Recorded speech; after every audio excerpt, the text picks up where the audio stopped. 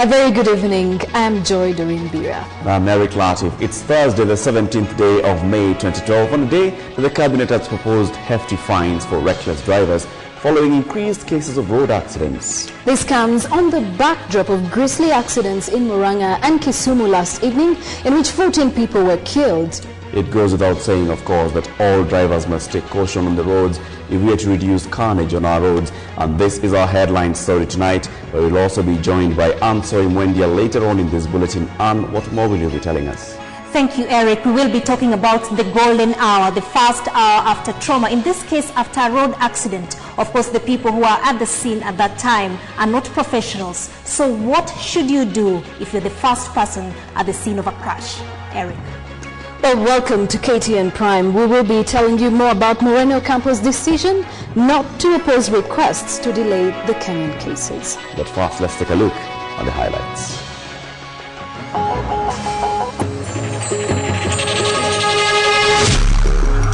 Cabinet proposes heavy penalties for reckless drivers.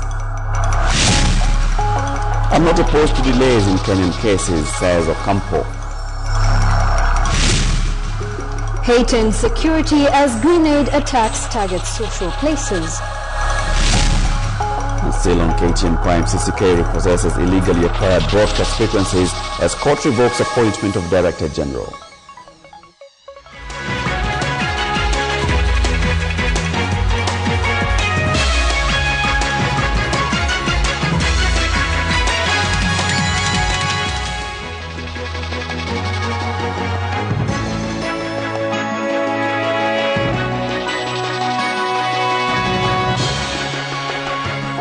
KTN Prime begins now. Now, if you're a motorist, be warned that very soon you will pay 100,000 shillings or serve 2 years in jail or both for reckless driving as a first offender. The Cabinet has today approved amendments to the Traffic Act, which impose punitive fines for reckless drivers on Kenyan roads. The move by the Cabinet comes as the insurance industry disclosed that it paid a total of 13 billion shillings in the 2010 financial year in claims arising from road accidents. Now, KTN senior reporter Patrick Amimo brings us the details.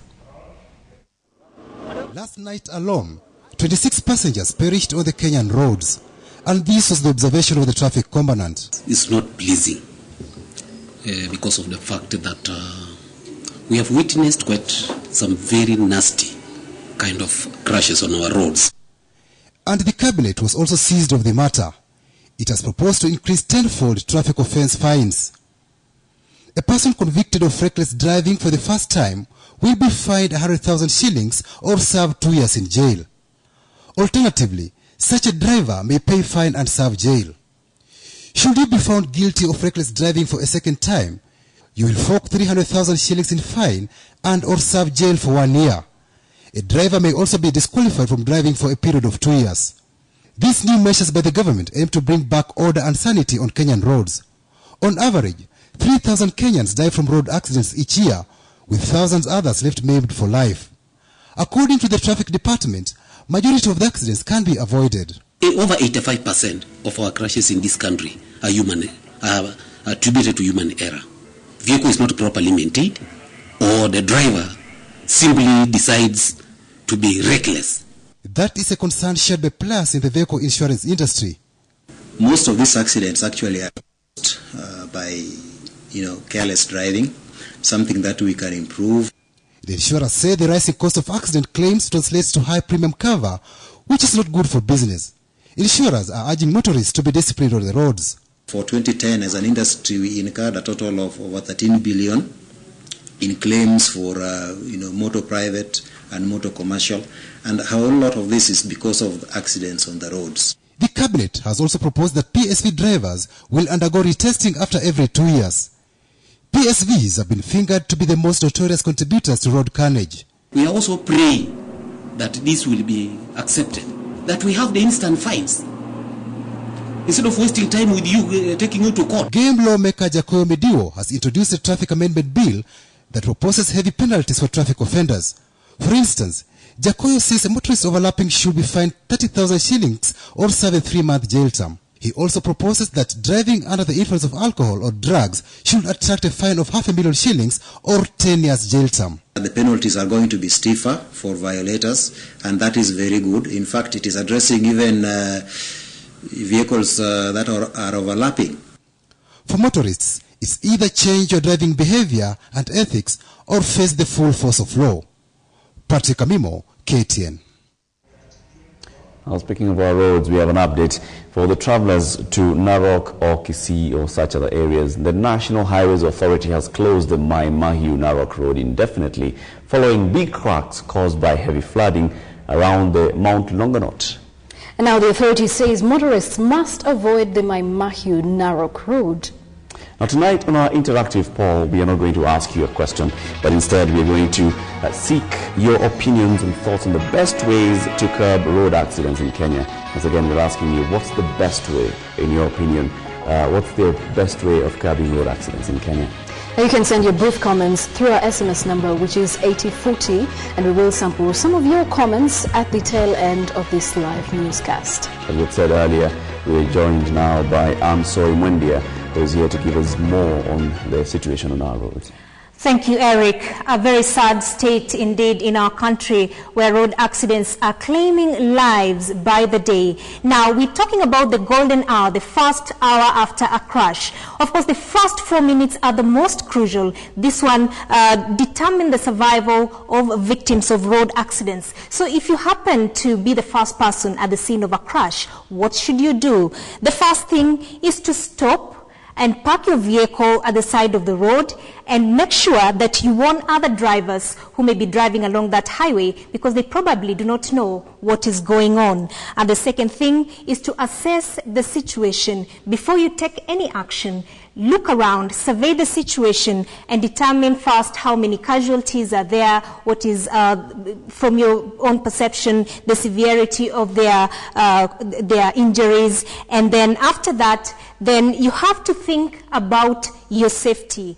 Turn off the engine of your vehicle. Of course, you did that after you parked your vehicle. And of course, you also think about the casualties, safety. Make sure you immobilize the vehicles that were involved in that crash by turning off the engines if they are still on. And then after that, you have to look out for any fuel leakage because naked petrol can be very dangerous. And you have to also warn other people who may be with you at the crash site that you ban smoking at that site because in the event of a crash, you never know. There could be petrol leaking, there could be chemicals leaking in that event. And also, you have to call for emergency services. You have to call the ambulance, call the police to the scene of the crime. Now, basic first aid. Of course, Kenyans are normally very fast to rush to the scene and try to pull out casualties from the scene of an accident. But professionals warn that this is very dangerous. So the first thing is don't move the casualties. They say that you need to check for breathing, if these casualties are still breathing. If they are not, then you can administer the mouth-to-mouth or the kiss of life by gently tilting the head upwards and then holding the nose and blowing into the mouth and waiting 5 seconds to see the reaction on the chest. If there is a medic around or somebody who has been trained on first aid, this perhaps will be the best person to do that. And then you also check for cases of bleeding. If there is any bleeding, then the simplest thing that is advised that you should do is to press firmly on that wound, and that will ease that bleeding. If you have a clean cloth near you, that is what you should use. And of course, it is important to take care of your safety as well. Every vehicle is supposed to have a first aid kit, and I hope yours has it. And so you need to take out those gloves, the rubber gloves, put them on before you start doing all those things. And then in case the victim, to prevent them from shock, it is advised that you cover the victim. You can take off your coat and cover this victim, or even if you have a blanket or a shawl for women who, travel with shawls a lot, I do. Cover the victim with that shawl, and that warmth will help protect them from shock. And if you have to do something, if you feel that you're not doing enough for these casualties, talk to them, encourage them, what you would do in a hospital, rather than just standing there and trying to pull them. And don't panic, because they're already panicking. They are in that crash. So it is best if you do not panic and encourage them. And if you have to do something, if you have to touch them, then you can hold a hand and, encourage these victims. It is a very traumatizing situation as you wait for professionals to arrive. Hopefully somebody will be driving by and will be able to assist these victims. What is important is to ensure that the survival of this person is increased. The chances of survival are increased. And of course, if they are having any injuries, then it is important to ensure that you minimize those injuries. However, in the event of fire at the scene of the accident, then doctors do advise that you just have to remove those casualties from the scene of the accident, because what is worse, the worst case scenario here is that the victims will of course burn in that fire. So it is best then to move them from that scene of accident. Eric and Joy, back to you. Thank you very much, Ansoy Wendy. Many times accidents happen and people just go in there and you want to pull somebody out without thinking what you're doing, and you actually end up injuring that person more. That's for sure. And the most important bit is saving someone's life. And, well, in many cases, the kiss of life does save someone's life. Let's move on to other news now. The Ocampo 4 may be moving closer to having their post-election violence trials at the ICC delayed, at least for a short time. The International Criminal Court Chief Prosecutor Luis Moreno Ocampo has said he would not oppose the request by the 4 Kenyans facing charges at the ICC to have their trials put on hold pending the determination of an appeal on the jurisdiction of the ICC court to try the Kenyan cases. KTN's Ann Kiguta reports. International Criminal Court Prosecutor Luis Moreno Ocampo says he's not opposed to delaying the trial of Kenyan cases at The Hague until an appeal on jurisdiction is determined. The Ocampo 4 have jointly requested the delay until the ICC decides whether to grant their appeal, arguing that the court has no jurisdiction to prosecute them. Speaking in New York, Ocampo told journalists that he is ready to wait for the outcome of the appeal that is lodged by Deputy Prime Minister Uhuru Kenyatta, former head of the Public Service Francis Muthaura, Eldoret North MP William Ruto, and radio presenter Joshua Arap Sang. Ocampo, whose term at the ICC expires in a month, has reiterated that neither he nor the court have special interests in Kenya's next general election. Pundits, however, question the timing of the ICC cases, especially because they have the possibility to exclude key political actors such as Uhuru and Ruto from running for public office. Uhuru intends to vie for the presidency on a TNA ticket, while Ruto intends to seek top office on a URP ticket. They face charges ranging from murder, deportation, forcible transfer of population, and persecution committed during the 2007-2008 post-election violence. Ocampo will be succeeded by Gambian Fatou Bensouda, who takes over on June 16th. For KTN Prime, I'm Ann Kiguta. Thanks, Ann Kiguta. Now, moving on, Kenya has had 8 grenade attacks in the last 7 months that have left 16 people dead and over 70 people injured, while several culprits, continue to be sought after.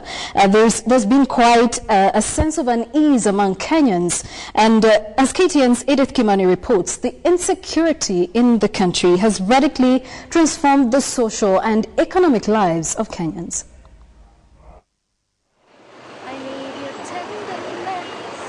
The vibrant city of Nairobi goes about its business undisturbed on a Thursday afternoon. Matatu drivers rushing through crowded roads, traders trading, and businessmen chasing new profits. Any newcomer would be forgiven for assuming this scene is normal. The reality, however, is that Nairobi, and indeed all other major towns in the country, are on the lookout. In the last 7 months alone, there have been 6 grenade explosions in the country, 3 of which have been in places of worship. It is no surprise then that no one, not even the churchgoers, are spared from security checks. Places of worship have gone from having their doors open for all to applying stringent security measures, including the use of technology and sniffer dogs. We have added security officers, especially on Sundays, to man all our 3 gates. And we have increased the number of sniffer dogs that we have. and we take details in terms of checking at the gate.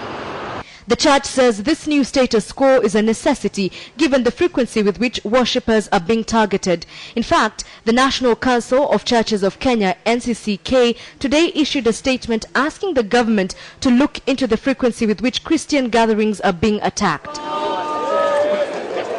It is not just churches though. Businessmen are now guarding both their earnings and their lives.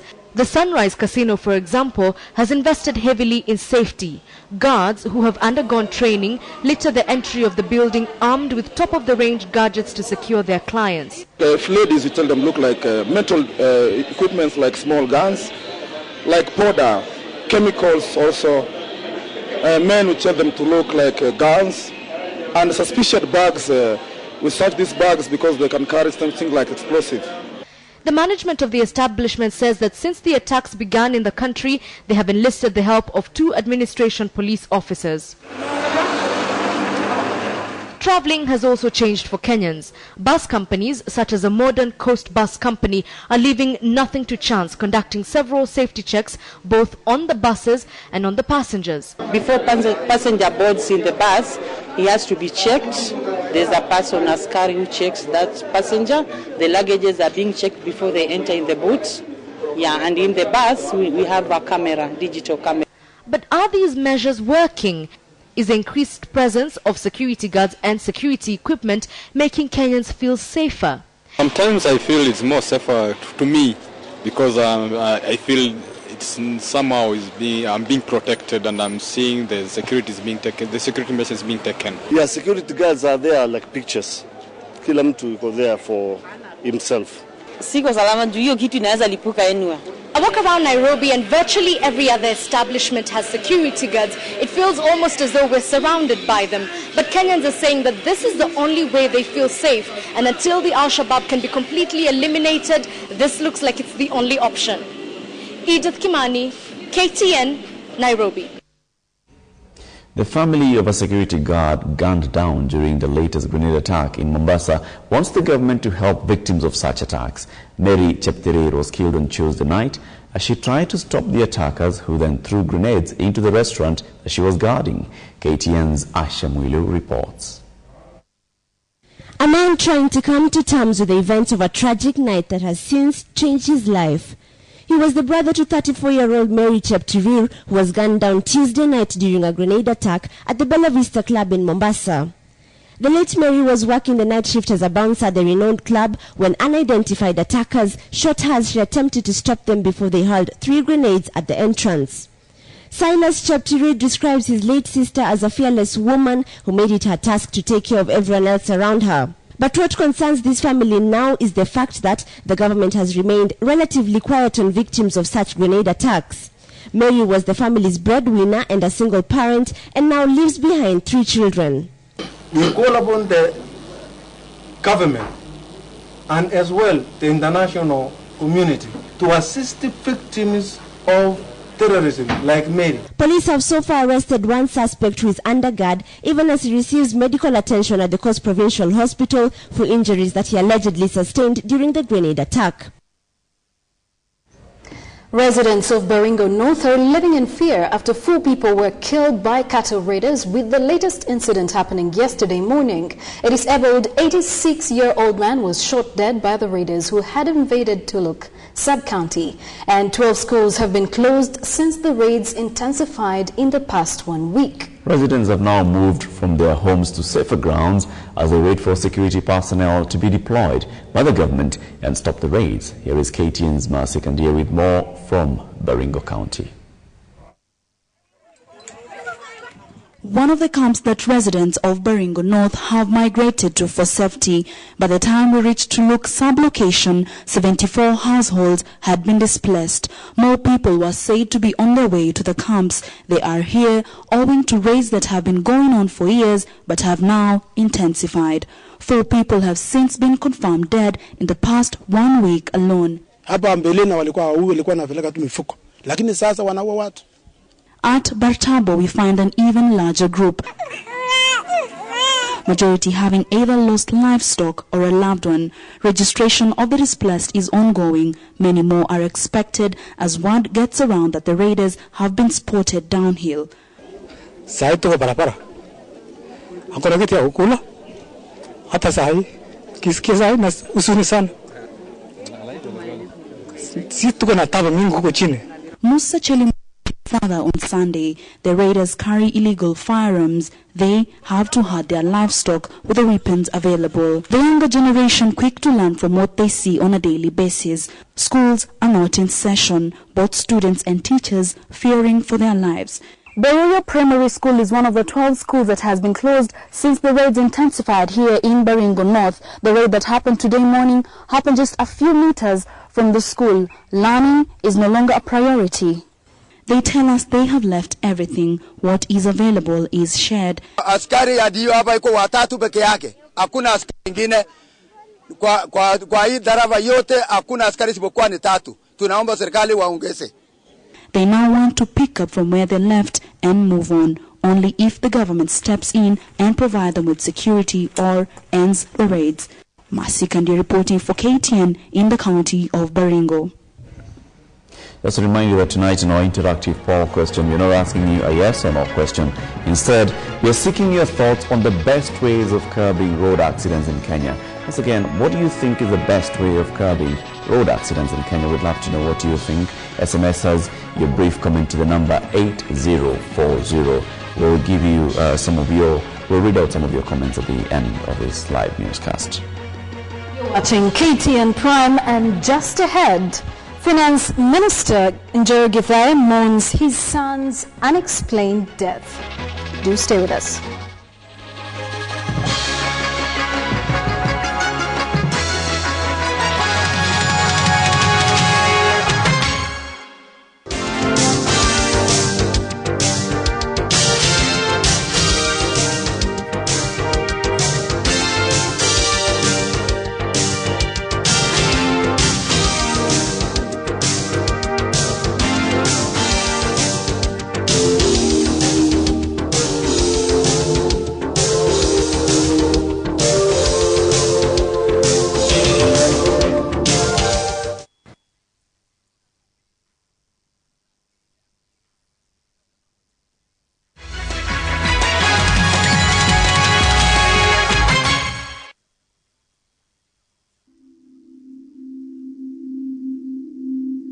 With every dawn, a new hope is born. Hope for a better day in every way. Our dreams and aspirations fuel our energy. A sense of being in every little thing we do. Bringing us closer in so many ways, with one agenda to achieve our goals.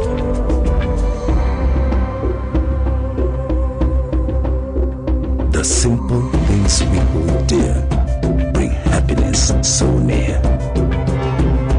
The belief in our ability to achieve enhances our lives, step by step, minute by minute. That distant goal draws ever so near. At UAP, we enhance lives across Africa to deliver the dreams we all hold so dear.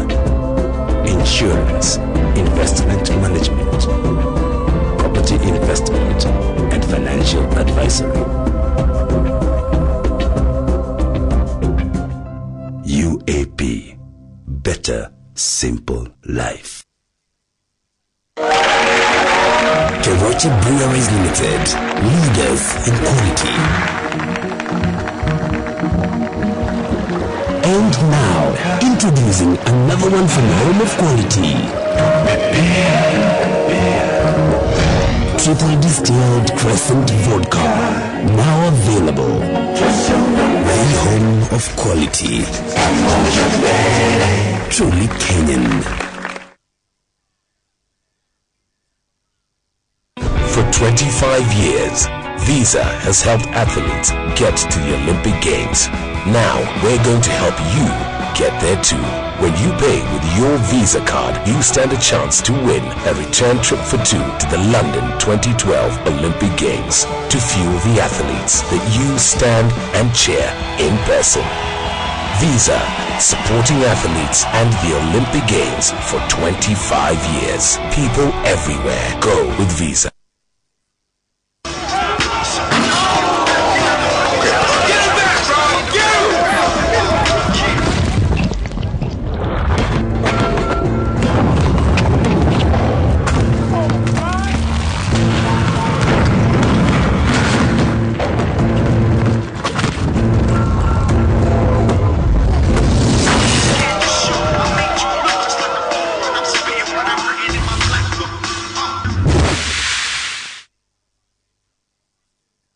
I believe, like many Kenyans, this country has got great potential, wonderful opportunities. We work together, we live together, we marry from across, we burn each other out. But then this animal called politics, as practiced by many, is childish and backward. We must put our foot down. This time I'm not supporting anybody who doesn't like everybody in Kenya. So help me God.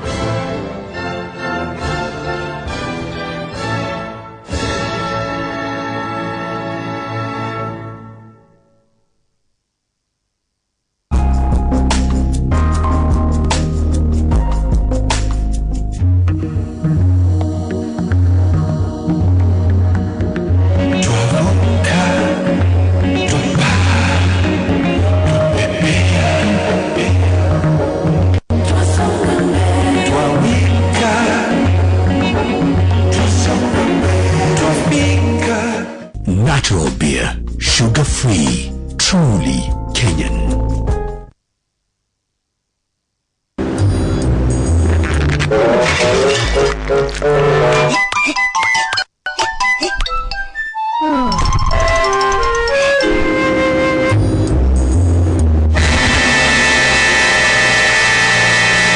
Should have got a Solitech. Look for a Solitech at your local store. Solitech, the power to protect.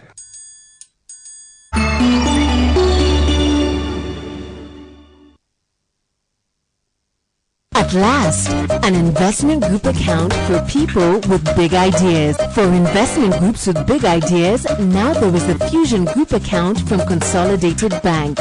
Open your account today and enjoy no monthly charges, attractive interest rates and savings, loans up to 3 times the group savings at attractive interest rates, free internet banking, and membership to the bank's business club. Terms and conditions apply. Consolidated Bank, growing with you.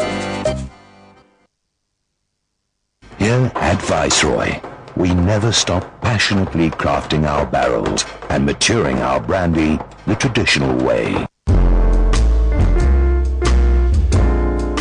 Viceroy cocktails. Viceroy Alcoblow. The ingredients are double Viceroy brandy, 3 dashes of bitters, ice cubes, 2 orange wedges, and cola as a mixer. Stir to enjoy the refreshing drink. So you can keep on enjoying it.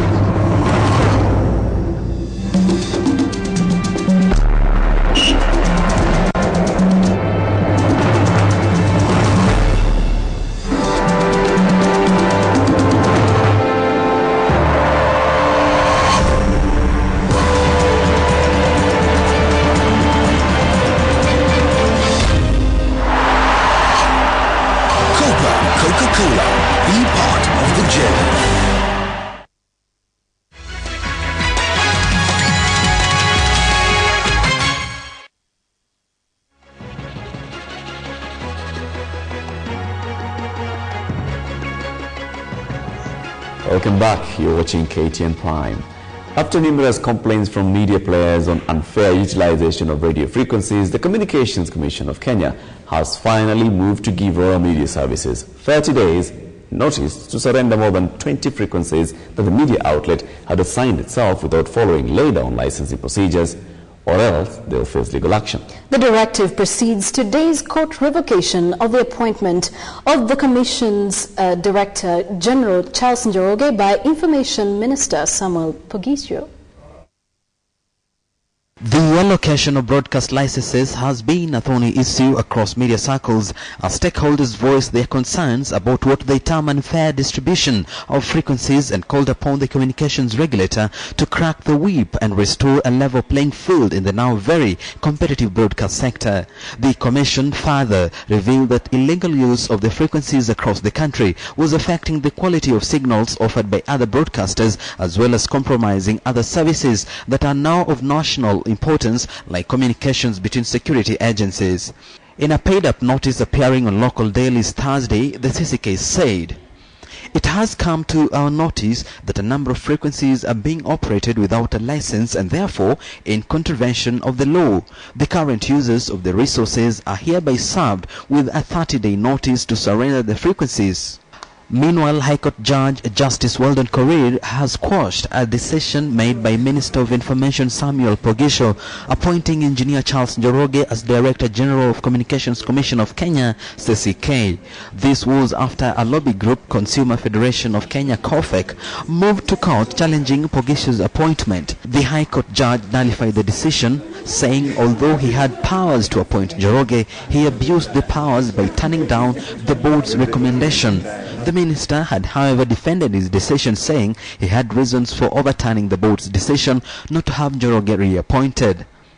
He denied breaching the law, saying he had the power under the Information and Communication Act to appoint Director General. The minister in charge of provincial administration, Professor George Saitoti, had a hectic time in Parliament this afternoon after he was confronted with members who sought explanation on the recent appointment of 47 county commissioners by the President. Among the issues the backbenchers sought clarification from Saitoti was the constitutionality of the appointments, the lack of consultation with the Prime Minister, as well as regional and gender imbalance in the appointments. Aaron Ochieng is tonight keeping tabs with parliamentary proceedings. The minister must be ruled out of order. Parliament was this afternoon a venue for heated exchanges between the government side and the backbench over President Kibaki's recent appointment of 47 persons to serve as county commissioners. Minister in charge of provincial administration, Professor George Saitoti, and Deputy Leader of Government Business, Amos Kimunya, were on the receiving end, defending the President's decision, with salvos being fired from over a dozen MPs. Again, Member of Parliament sought to know why the Prime Minister was left in the dark over the appointments, contrary to the spirit of the National Accord. Kimunya provoked the backbench when he said Kibaki was not obliged to consult the PM since the President is still the appointing authority. Subject to this Constitution and any other law, the powers of constituting and abolishing offices for the Republic of Kenya, of making appointments to any such office and terminating any such appointment shall vest in the President. The members of Parliament were reacting to a ministerial statement by Professor Saitoti on the appointment that has had the Attorney General, the civil society and parliamentarians terming the move unconstitutional. Other ministries have already deployed officers in the counties. And Mr. Speaker, I am surprised those ones who mean well must be beginning to question oneself. How come that this argument is not even questioning those officers from the other ministries who have actually been deployed? We cannot be discriminatory here. However, Saitoti's explanation did not sit well with some of the MPs who, among other things, complained of gender imparity and regional imbalance in the appointment. If this matter, Madam Speaker, was indeed a matter that is above board, why this matter has been done so hurriedly, Madam Speaker, why it has been shrouded in secrecy, and why, Madam Speaker, government is not willing to let this matter be put to the legislative test. The days of executive fiat are long gone. What is out of order? And Madam Speaker, the unfortunate things anyway is that when we are looking for this officer to be deployed to this key position, we could not be able to get sufficient number because they have not been exposed to the proper training. The exchanges continued until the close of business, with the Speaker adjourning the House but promising to give a ruling on the Saitoti statement on Wednesday next week. Aaron Ocheng, KTN Prime. The last-born child of Finance Minister Njero Githai was today found dead at the Arunda home.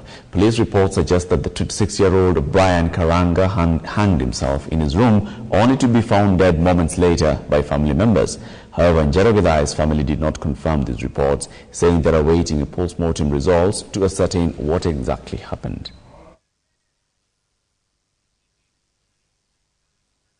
According to police reports, Brian Karanga was found on Wednesday night in his room, dangling from a rope that he had allegedly used to hang himself. While initial reports claimed that Brian Githai had committed suicide inside his very own home, family members have refused to make a comment on that matter and are awaiting police investigations. A post-mortem will be done to determine the cause of this death.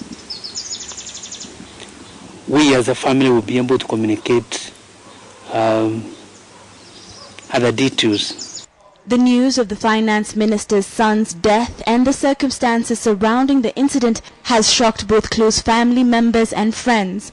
These are shocking news to the family, and with due respect, we request you to pose any question until further details have been communicated to you.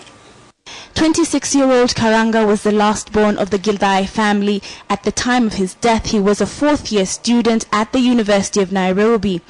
On Thursday, family and friends continued to stream into their home in Nairobi's Runda estate to give their condolences to the family. Family spokesman and brother to Finance Minister Njero Githai, Peter Githai, has assured the public he will give updates as soon as the results for Karanga's post-mortem are released. Karanga's body is currently at the Lee Funeral Home as the family makes burial arrangements. Catherine Omwando, KTN Prime. Thanks, Catherine. And Musalia Mudavadi has now officially been challenged for the United Democratic Forum presidential ticket. Wilkis Nyabwa is next with this and other stories from across the country. We begin our local wrap in Nairobi, where traffic police are investigating the circumstances under which a car said to belong to Kilome Member of Parliament Harun Mwau knocked down and killed a pedestrian in an early morning accident near Serena Hotel. The man died on the spot from the impact. Witnesses claim the MP was driving the car when the accident occurred. He is said to have later left the scene in a different car. Police are investigating the accident before any charges are preferred against the MP. The identity of the man, however, remains unknown. Elsewhere in Nairobi, Eldoret North Member of Parliament William Ruto chaired the first United Republican Party Delegates Conference in Nairobi County. During the meeting, delegates condemned predictions that there would be more violence during the upcoming general elections and urged Kenyans to embrace peace. But today, Meanwhile, a new challenger has emerged to put a spanner in the works to Deputy Prime Minister Musalia Mudavadi's presidential aspirations. Ben Mulwa says he will be competing with Musalia for the presidential ticket in the United Democratic Forum, the very same party to which Musalia defected barely a month ago. Mulwa says he aims to overhaul systems founded on impunity, corruption, injustice and greed. And finally, at the coast, a section of leaders has called on the government to stop demolitions and ensure that the national land policy is effected.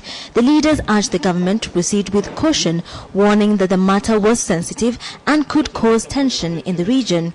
In recent months, residents of Kibarani in Mombasa, Changamwe in Dunga Unuse, Kisauni and Likoni have seen their homes come down as the government undertook demolition exercises. Wilkerson Abwa, KTN Prime. Now, in the wake of increasing number of boardroom wrangles in Kenya's corporate scene, the Institute of Public Secretaries of Kenya has raised a red flag and says something needs to be done. And this is among the stories that's coming up on Business this evening. Well, it's all about corporate governance. James Karani is just getting himself set to bring us business news today.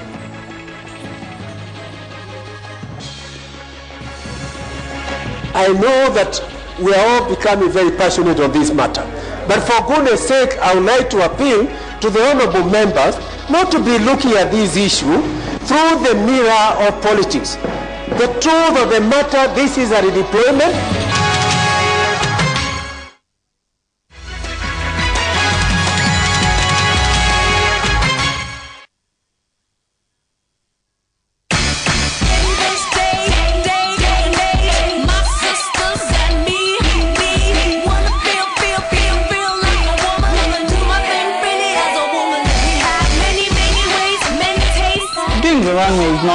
It's not an easy thing. In this building at the moment, it's just tension. We are ready to announce who's going to leave the academy tonight and who is going to be on probation. Follow their journey by watching KTN Saturday at 8:30 p.m.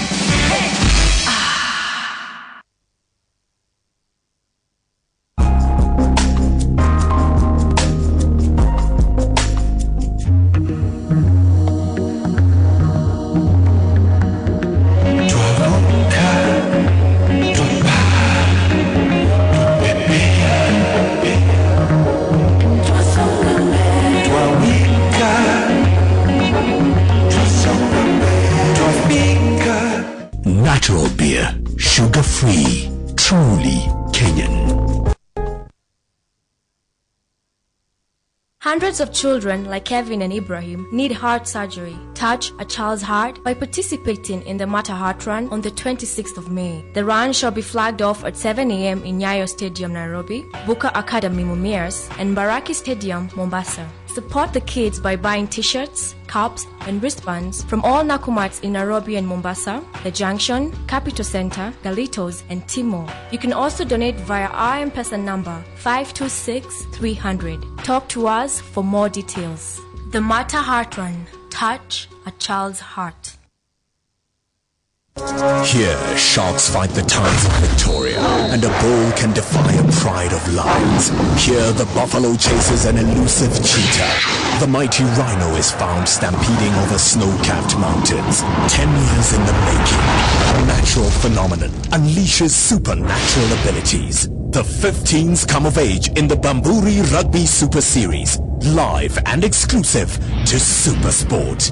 Proudly sponsored by Bamburi Cement. To get connected, call MultiChoice, DSTV, so much more. At last, an investment group account for people with big ideas. For investment groups with big ideas, now there is the Fusion Group account from Consolidated Bank. Open your account today and enjoy no monthly charges, attractive interest rates and savings, loans up to 3 times the group savings at attractive interest rates, free internet banking, and membership to the bank's business club. Terms and conditions apply. Consolidated Bank, growing with you. Here at Viceroy, we never stop passionately crafting our barrels and maturing our brandy the traditional way. Viceroy Cocktails. Viceroy Cobbler. The ingredients are double Viceroy brandy, 3 dashes of lemon juice, half a glass of club soda, 1 teaspoon of fine sugar, and garnish orange and lemon slice. Dissolve the sugar in club soda. Add the Viceroy brandy over ice and stir. Garnish with the fruits and serve with straws. So you can keep on enjoying it.